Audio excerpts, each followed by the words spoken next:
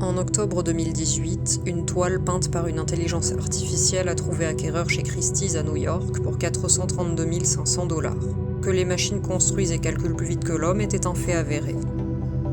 Qu'elles battent à plate couture les champions mondiaux d'échecs puis de Go était déjà plus inquiétant.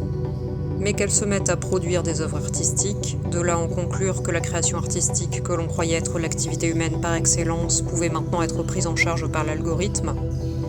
Les artistes ou savants pourraient-ils être remplacés par des machines ?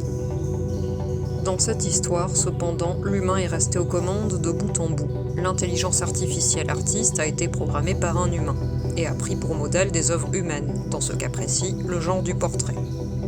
La toile a été achetée par un humain au terme d'une transaction dont la négociation a été menée entre humains. Créer et innover sont les réponses fondamentales de l'homme quand son environnement lui pose des questions qu'il ne sait résoudre d'emblée.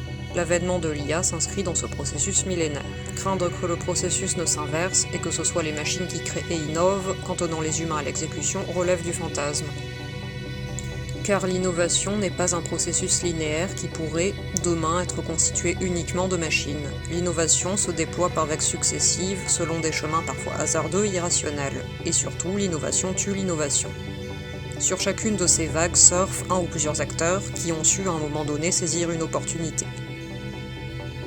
Mais quand la vague retombe et qu'une autre monte, de nouveaux acteurs surfent au-dessus. La révolution numérique l'illustre. La première vague de cette transformation fut celle de l'ordinateur personnel. La seconde fut celle du téléphone portable. Puis vint Internet qui consacra le règne des GAFAM et des plateformes. Demain, l'intelligence artificielle aura vraisemblablement ses propres champions qui ne sauront pas ceux d'hier.